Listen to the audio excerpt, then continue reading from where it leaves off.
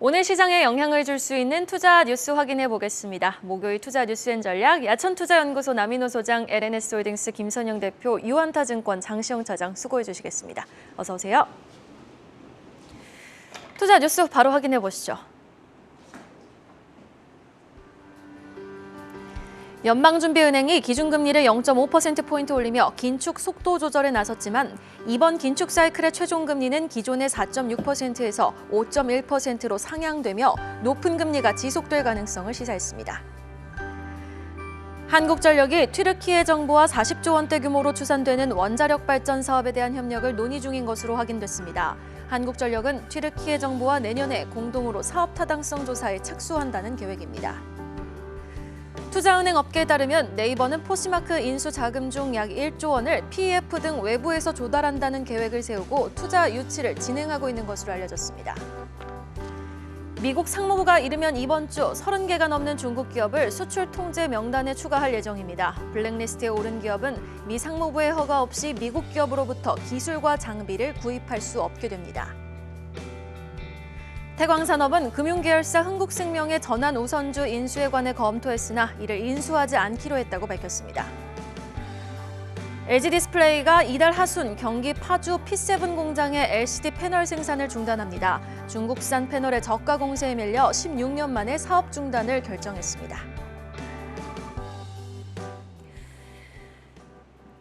확실히 잡힌 물가에 둔화된 소비자 물가지수로 산타랠리 기대감을 줬던 화요일 밤. 그런데 파월 의장의 발언까지 들은 산타는요. 올지 말지, 올해 시장에 들릴지 말지 우유부단해졌습니다. 오늘 첫 번째 이슈 FOMC 회의 결과 내용부터 바로 진단해 보겠습니다.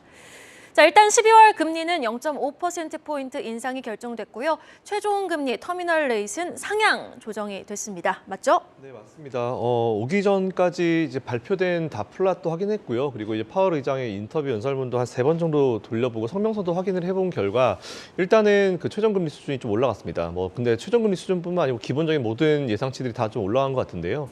일단 제가 파월 의장이 얘기했었던 부분 중에 핵심 포인트 몇 가지만 좀 준비를 해와봤습니다. 일단 여러분 잘 아시는 대로 그리고 어제 저희가 얘기했던 대로 기준금리 50bp 인상하는 거는 확정이 됐습니다. 연준 위원들이 전반적으로 인플레가 좀 더 오래 남을 것 같다라고 생각했다는 그런 얘기를 했고요. 거주비는 내년 중반쯤에 내려올 것 같다. 하지만 최근에 보면 물품 관련 인플레는 잡혔는데 서비스 쪽이 아직 안 잡혀서 이게 조금 더 길어질 수 있을 것 같다라는 이런 식으로 얘기를 했고요. 점도표상으로는 금리 인하가 2023년 이전에는 올 것 같지 않다라고 판단했습니다. 단 항상 얘기한 대로 그때그때 경제 상황을 봐서 지금 현재 경제 상황 기준으로 봤을 때는 23년도 이전에는 이제 금리 인하, 즉 이제 피벗이라고 하죠. 이제 피벗을 할 것 같지 않다라고 얘기를 한 상황인데 일단 이거에 대해서는 이제 시장이 조금 믿지를 못하고 있는 것 같습니다. 일단 이거 얘기는 잠시 후에 한번 해보고요. 금리 인하는 연준이 2% 인플레이션을 향해 간다는 확신이 없으면 안 할 거다라고 아예 그냥 못을 박아버렸습니다. 그리고 최근에 이 두 개의 인플레이션 데이터에 대해서는 연준이 원하는 대로 인플레이션이 잘 컨트롤이 되고 있다는 걸 의미하고 어느 정도 자신감을 좀 가지고 있는 그런 느낌을 좀 받았고요. 25bp 금리 인상을 기자가 물어봤습니다. 어떻게 할 겁니까? 라고 물어봤을 때 어떻게 대답했냐면 일단은 인플레이션이 컨트롤이 돼야 된다. 지금 얘기할 건 아닌 것 같고 그때그때 매번 나오는 미팅을 봐가지고 우리가 결정을 하겠다라는 이런 얘기를 했습니다. 일단 잘 빠져나간 것 같습니다.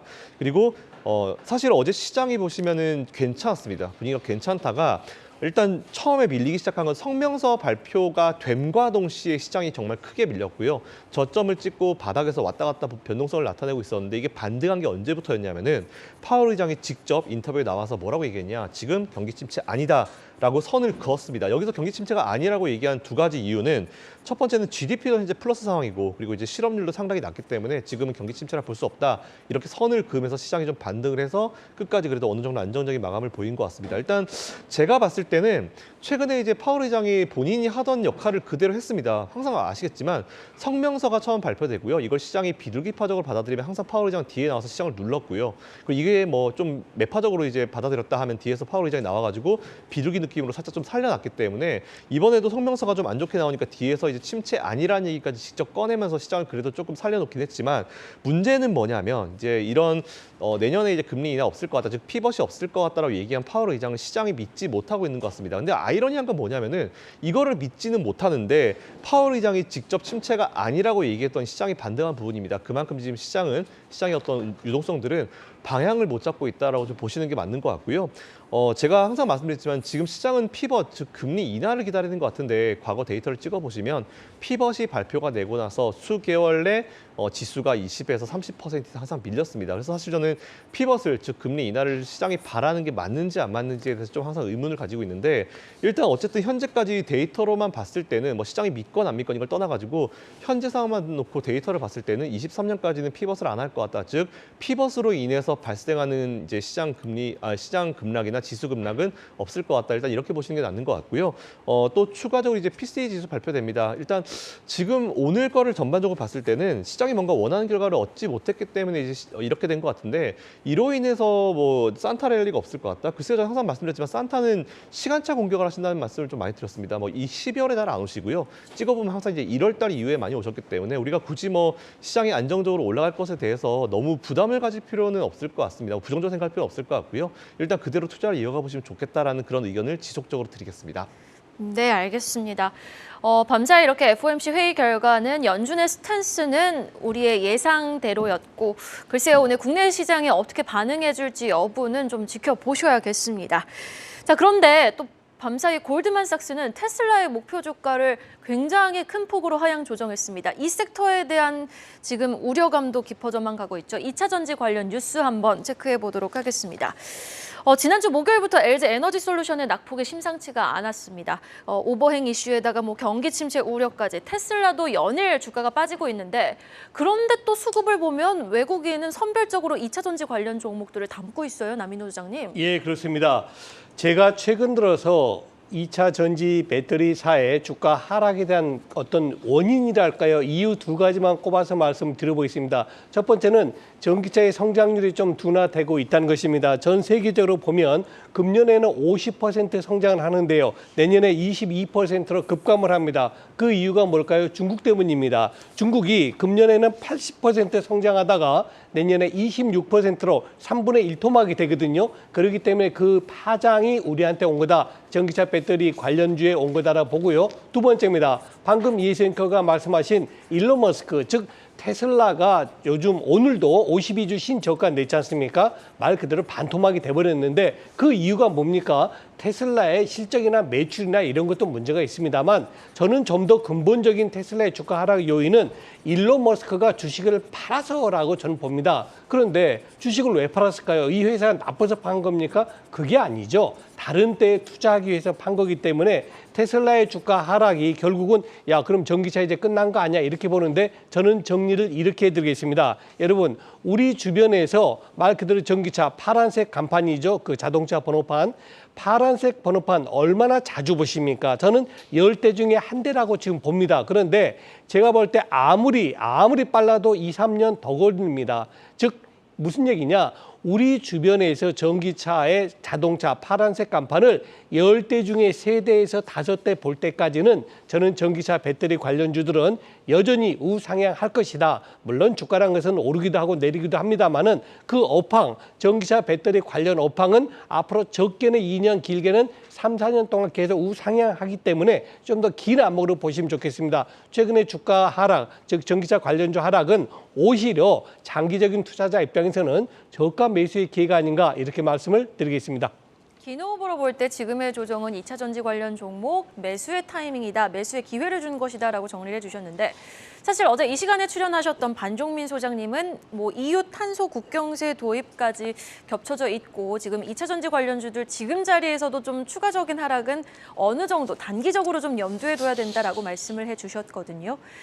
장시영 차장님은 2차 전지 관련 종목들 지금 잠시 쉬어가는 거라고 보십니까? 아니면 지금의 조정 조금 더 길게 갈 거라고 보십니까? 그 섹터 안에서도 이제 좀 나뉘어지죠. 셀 업체와 소재 업체 그리고 장비 업체로 나뉘어지는데 내년도에 어떤 경기 침체를 좀 고민하는 어떤 시장의 우려감 때문에 셀 업체와 소재 업체들에 대한 그리고 사실 셀 업체와 소재 업체들은 그간 좀 쉼없이 많이 달려왔었기 때문에 일정 부분 기간 조정이 필요할 수도 있을 것 같다라는 생각은 합니다만 장비 업체는 조금 다른 생각입니다. 왜냐하면 셀 업체와 소재 업체들이 그동안에 앞으로의 어떤 수요 성장성에 대비를 해서 어마어마한 증설을 계획을 하고 심지어 내년에도 증설 계절이 이어지는 상황이기 때문에 지금까지 받아왔던 어떤 수주 잔고가 이제는 매출로 인식이 되기 시작하고 그리고 내년에는 또 다른 신규 수주를 지속적으로 받아낼 수가 있기 때문에 장비주에 대한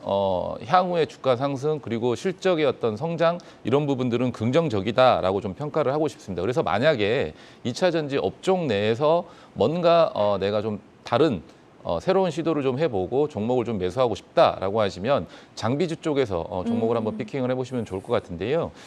PNT에 대해서 조금 말씀을 드리고 싶습니다. PNT는 이미 3분기까지 수주 잔고가 1조 원이 넘어가서 1조 4천억 원 이상 정도의 수주 잔고를 가지고 있고요.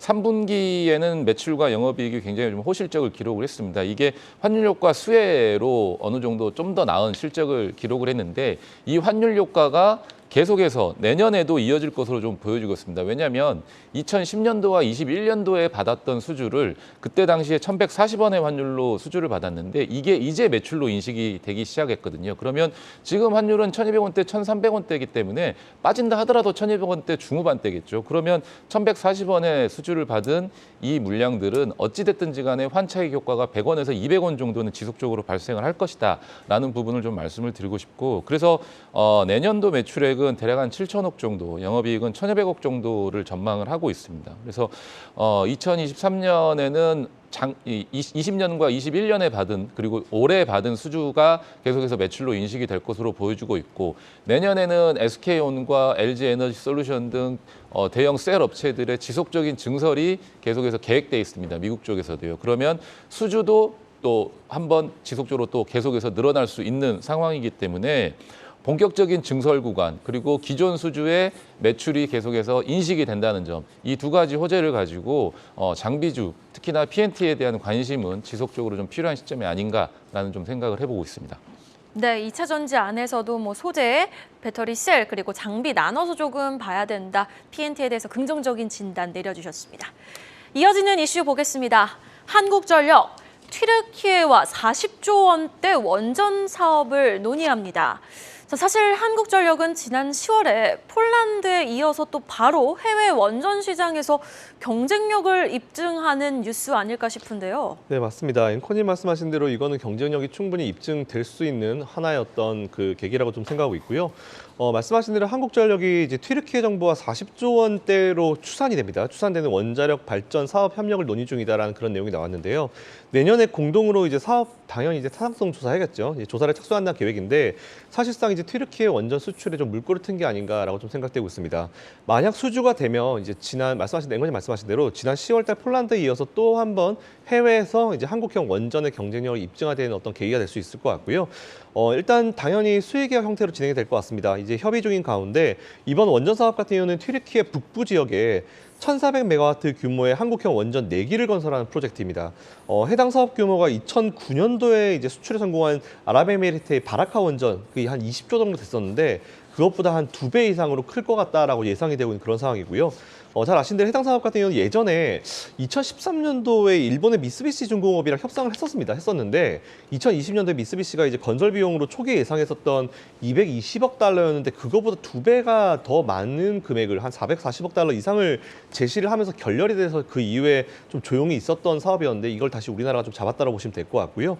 현재로서는 일단 가능성은 높습니다. 가능성은 높은 게 맞는데 아무래도 저는 이제 이런 그 수출 신호를 봤을 때 예전에 한번 이제 일반적으로 속된 표현으로 이제 엎어졌다고 표현을 하는데 예전에 한번 엎어졌었던 그런 사업이기 때문에 낙관하기는 조금 이르다라고 보고 있습니다. 물론 제가 찬물 끼얹는 건 아니고요. 그래도 우리가 좀 보수적으로 보자라는 의미로 말씀드리는 부분이 튀르키예 시노프 원전 사업이 장기간 동안 이제 속도를 못 낸 것도 좀 있습니다. 게다가 또 이번에 지난번 미쓰비시 공업처럼 사실 우리나라가 뭐 이제 이런 금액을 올리지는 않겠지만 많이 올리지는 않겠지만 협상 과정에서 또 어떤 이슈가 나올지 모르기 때문에 이견이 생기면 일본 사례처럼 언제든지 무산될 가능성이 있다라는 부분도 여러분들이 참고만 하시면 좋을 것 같고요. 최근에 원전 관련해서 좋은 내용들이 많이 나오긴 하지만 이런 좋은 내용들이 많이 나올 때 그래도 우리가 좀 보수적으로 좀 볼 필요는 있다. 한번 특히나 예전에 한번 좀 엎어졌었던 그런 내용이었기 때문에 그 부분까지 한번 참고해 보셔서 투자하시되 물론 이건 현재로서는 봤을 때는 뭐 80%에서 90% 이상 긍정적으로 보실 수 있는 그런 기사니까 참고하셔가지고 투자 이어가시면 좋겠습니다. 네, 긍정적인 기사이긴 하되 그러나 여전히 조금 당장 바로 매수를 해볼 수 있을 만한 이슈라기보다는 조금 더 보수적으로 지켜보면서 뉴스 팔로우업을 해보자라고 말씀을 해주셨습니다. 자, 이렇게 긍정적으로 논의가 이뤄진다면 사업 규모는 2009년 바라카 원전 수주액이었던 20조 원을 뛰어넘을 것이라는 전망인데 사실 그동안 원전 관련주 너무나 잠잠했습니다. 연계해서 주목해볼 만한 종목이 있다면 어떤 종목이 있을까요? 그 원전 산업은 건설 기간이 10년 이상으로 좀 엄청 긴 편입니다. 그래서 사실은 우리가 어떤 건설 산업이든 뭐 EPC 석유화학이 됐든 또는 뭐 아파트 건설이 됐든 주택 산업이 됐든 건설 산업에서 가장 초기 단계에 해야 되는 것은 무엇일까요? 그러니까 뭐 원전 같은 경우도 뭐 장비주라든지 기타 여러 가지 종목들을 생각해 볼 수가 있겠지만 제일 먼저 생각을 해봐야 될 거는 우리나라 원전 기술이 왜 뛰어나는지를 좀 고민을 해보셔야 될 것 같습니다. 뭐 설계를 잘한다라는 거죠. 안전하고 또 전력 효율이 좀 잘 나오게끔 설계를 잘한다라는 거거든요. 그러면 처음에 원전 수주를 받게 되면 제일 먼저 해야 되는 거는 설계를 얼마만큼 잘해야 되느냐의 부분일 거라고 좀 생각을 합니다. 그러면 사실 우리가 종목으로 봤었을 때는 장비주라든지 기타 다른 종목들보다는 설계를 하는 종목을 생각을 먼저 해보셔야 될 것 같습니다. 그래서 설계업체 같은 경우는 수주 이후 초기 3년간 진행률이 좀 빠르게 상승하는 이 특징이 있는데 이런 이유 때문에 수주가 되게 되면 미래 실적이라든지 밸류에이션이 주가에 바로 반영이 됩니다. 그러면 우리가 현재 터키라든지 다른 체코라든지 핀란드라든지 원전 수주를 좀 기대하고 있는데 만약 수주 관련 뉴스가 확정이 됐다라는 게 나오기 시작하면 가장 먼저 오르는 종목은 설계업종입니다. 국내에서 원전 관련 설계를 하는 유일한 회사는 한전기술입니다. 그래서 한전기술에 대한 관심이 좀 필요한 시점이고요. 내년도 실적은 대략 매출 한 5천억 정도의 영업이익 한 300억 정도를 예상을 하는 것 같습니다. 물론 이거는 신규 수주를 어느 정도 했었을 때의 얘기고 장기적으로 봤었을 때 한전의 어떤 해외 원전 수주 같은 경우는 체코, 핀란드 포함해서 이번 터키 그리고 영국의 원전까지도 기대를 하고 있는 상황입니다. 그러면 바야흐로 원전 르네상스가 내년에 열린다라는 건데 이 모든 부분들에 대한 설계를 한전 기술이 한다고 했었을 때 가장 먼저 튀어오를 수 있는 종목이다라고 좀 말씀을 드리고 싶습니다. 이외에도 국내 신화를 3, 4, 5기까지 원전 수주를 포함한다고 한다면 총 6기 이상의 수주가 좀 될 것으로 예상이 되고 있고요. 원전 한 기당 설계 매출액은 3천억 정도입니다. 그러면 영업이익률은 50% 정도라고 감안을 했었을 때 3천억에 6기 그러면 3, 6, 28, 1조 8천억의 영업이익 같은 경우는 50%라고 하면 9천억 이상의 영업이익을 좀 기대를 할 수가 있는 상황이기 때문에 한전기술에 대한 관심을 좀 지금부터는 예의주시하면서 좀 지켜보시면 좋을 것 같다라고 말씀드리고 싶습니다. 네, 알겠습니다. 한전기술 주목해보고요. 자, 그나마 이렇게 대형 수주 계약 소식이 들려오는 섹터는 주목을 받고 있지만요. 실적을 놓고 봤을 때는 지금 대부분의 기업들의 수익성, 4분기도 그렇고 내년까지 지금 계속 나빠질 것이라는 전망이 우세합니다.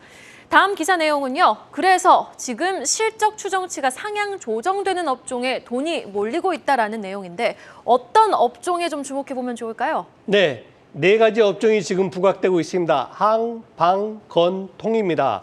항공산업, 그리고 방산업, 그다음에 건강관리, 바이오도 포함되겠죠. 끝으로는 통신장비입니다. 방금 말씀 주셨습니다마는 주가가 오르는 것하고 실적이 좋은 것하고 직접적 상관관계는 있습니다. 그러나 반드시 일치하지는 않습니다. 지금 말씀드린 항공사, LCC, 저비용 항공사라든가 방산이라든가 건강관리라든가 또 통신장비가 실적이 좋다는 것이지 이것이 반드시 주가가 지금 오릅니다. 이렇게 보기는 쉽지 않습니다. 자, 반면에 조금 요즘 실적이 좋지 않은 업종이 있습니다. 안타깝게도 반도체, 그리고 디스플레이, 그리고 철강 쪽은 지금 도표 나오고 있지만 지금 4분기 실적이 예상치보다 조금 못 미치는 그런 영향을 줄 것 같습니다. 자, 다시 한번 반복해 드립니다. 실적이 좋다고 100% 주가가 오르고 실적이 나쁘다고 반드시 주가 내려간다. 이거 아닙니다. 이미 그 실적이 좋은 실적이 그리고 부진한 실적이 주가에 반영이 되었느냐 되지 않았느냐의 그 판단을 우리 시청자분들이 잘 하셔야 됩니다.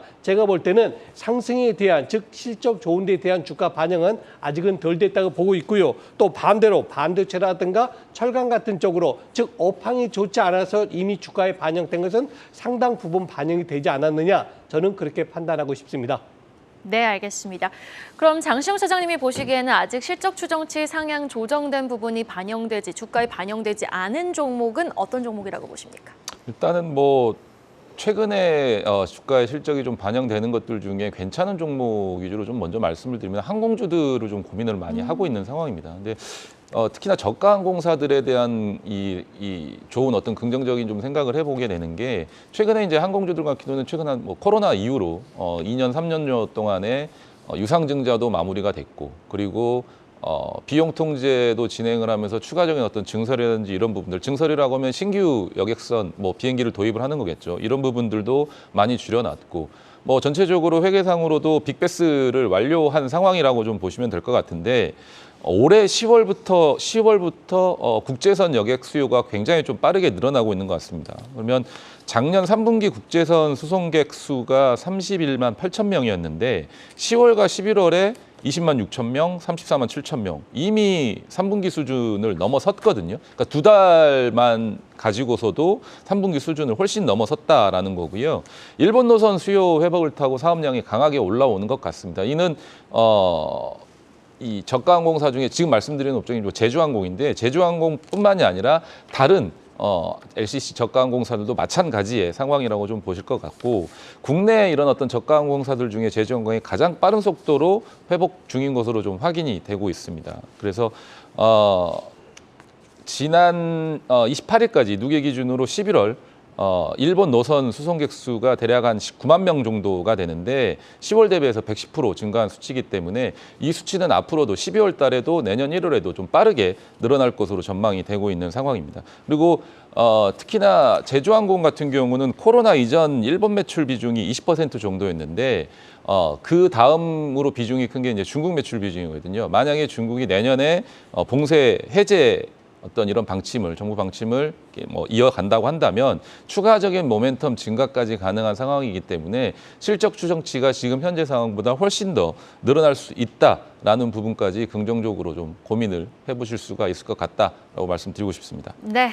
자, 바로 이어서 그럼 다음 이슈 보겠습니다. 네이버, 사실 지난 10월에 미국의 당근마켓이라고 불리는 포쉬마크 인수를 결정했는데 당장 2조 원을 써야 되는 자금이 좀 부담스러웠던 걸까요? 사모펀드에 공동투자 러브콜을 보냈다고요? 네, 맞습니다. 사실 이 작업을 처음부터 했으면 어땠을까라는 그런 개인적인 생각을 처음에 해본 적이 있었는데요. 아무리 현금성 자산이 많은 기업이라 하더라도 최근에 고환율 그리고 이제 금리 상승하는 이 상황에서 유동성까지 위축되고 있는 이런 상황에서 2조 원이 넘는 자금을 투입하기가 상당히 부담스러웠을 텐데 일단 진행하다가 안 될 것 같으니까 지금 자금의 절반 정도를 PF 등 외부 자금을 한번 땡겨보겠다라는 이런 계획을 세우고 유치 중이라고 합니다. 물론 현재 상황은 그렇게 좋지 못한 것 같고요. 다행인 거는 지금 발표 당시보다는 환율이 좀 내려와서 인수 자금이 2,500억 정도 좀 줄어들었다는 얘기가 나왔는데 잘 아신 대로 어저께 네이버는 또 검색 조작 관련해서 또 266억의 또 벌금을 맞았죠. 그러니까 줄어들어도 또 벌금을 또 내는 그런 상황이 좀 나오고 있는 것 같습니다. 어쨌든 포시마크 인수 가격 자체도 조금 높게 책정된 느낌이 좀 분명히 있었고요. 당연히 PF 입장에서는 투자 수익성이 그렇게 크게 보이진 않을 것 같다라는 그런 판단을 하고 있습니다. 일단 함께할 PF가 나와줘야지 인수자금도 이제 지급하고 포시마크 측에서 또 당연히 주총하죠. 그래서 이제 합의 의결하고 나서 미국의 경쟁당국 기업 결합 승인까지 나와야 될 텐데 사실 내년 4월까지 완료할 거라고 지금 예상은 하고 있습니다. 뭐 계획은 세우고 있는데 과연 물리적으로 시간이 가능할지에 대해서는 저도 조금 의문부를 달고 싶고요. 어쨌든 중요한 거는 함께 해주는 PF가 있어야 된다는 점입니다. 그래야지 부담이 확실히 줄어들 수 있을 것 같고 그래도 앞으로 다행인 건 환율 상황이 네이버를 좀 도와줄 것으로 예상해서 뭐 PF만 좀 잘 구해지면 좀 편하지 않을까라고 생각하고 있는데 여전히 좀 쉽지 않은 그런 상황이 좀 이어지고 있는 것 같습니다. 하지만 그렇다 하더라도 네이버에 대한 어떤 투자 포인트를 뭐 당장 크게 낮출 이유는 없을 것 같고요. 그대로 투자는 이어가 보시면 좋을 것 같다는 개인적인 의견을 가지고 있습니다. 일단 뭐 네이버가 인수는 한다는데 자금적으로 부담이 있다라는 것을 다시 한번 상기시켜주는 뉴스 같거든요. 주가에는 좀 부담으로 작용할 수 있을 것 같은데 어떻게 보십니까? 회사의 전략 자체가 조금 바뀌고 있는 상황이다라고 좀 보시면 될 것 같아요. 그러니까 네이버 같은 경우는 당장에 자체 현금 조달을 해서 어떤 기업 하나를 인수를 하기에는 비용이 너무 많이 들어가니까 파트너를 찾아서 비용 들어가는 부분을 조금 줄여보겠다라는 거고 현재 회사의 이 추구하는 방향 자체가 전략 자체가 기존에는 외형 성장을 굉장히 좀 우선시했다면 현재 상황에서는 각 사업부마다 비용을 절대적으로 줄이면서 통제를 하고 있는 상황입니다. 뭐 결국은 내년도에도 실적이라든지 이런 부분들의 전망치가 회사 입장에서는 크게 나아질 것 같지 않다라는 점인데 역사적으로 봤었을 때는 네이버는 PER 기준에서 PER 20배 수준에서 항상 이 주가의 저점이 형성이 돼 왔거든요. 주가 부진의 대부분은 영업이익 증가율이 큰 폭으로 하락하는 시기에 일어났습니다. 근데 만약에 이런 식으로 비용 통제에 나서면서 실질적으로 매출이라든지 영업이익 증가율이 크게 늘어나지 않아도 비용 통제에 나서면서 줄어들지 않는다고 한다면 주가의 하락은 추가적으로 있을 것 같지 않다라는 점을 먼저 말씀드리고 싶고요. 다만 상승에 대한 어떤 폭도 현재 상황에서는 영업이익 상승률이 크게 늘어나거나 매출액 상승률이 크게 늘어날 것 같지 않기 때문에 상승에 대한 폭도 어느 정도는 제한적으로 좀 놓고 생각을 해보셔야 될 것 같다라는 점 말씀드리고 싶습니다. 네, 알겠습니다. 자, 마지막 기사 보시죠. 연말은 뭐니 해도 배당주 아니겠습니까? 배당주 관련해서 전략을 짜볼 수 있는 기사 내용이 나왔는데 어떤 전략 단기적으로 유효할까요? 네. 오늘이나 내일 주식을 고배당주를 사십시오. 그래가지고 오는 12월 28일이 배당 낙이거든요. 그날은 배당 못 받습니다. 그때 주식을 시초가에 파시면 가장 좋은 수익을 낸다는 겁니다. 이 통계치는 어떤 통계치입니까? 그렇습니다. 지난 5년간의 통계치입니다. 오늘 혹은 내일 사셔가지고 12월 28일 배당락이 되는 시초가, 그날 종가에 사면 1% 정도 더 이익이 줄어들거든요. 그러니까 시초가에 바로 파시면은 대략 한 3.6% 정도 수익을 볼 수 있다. 이런 통계 자료가 되겠습니다. 네.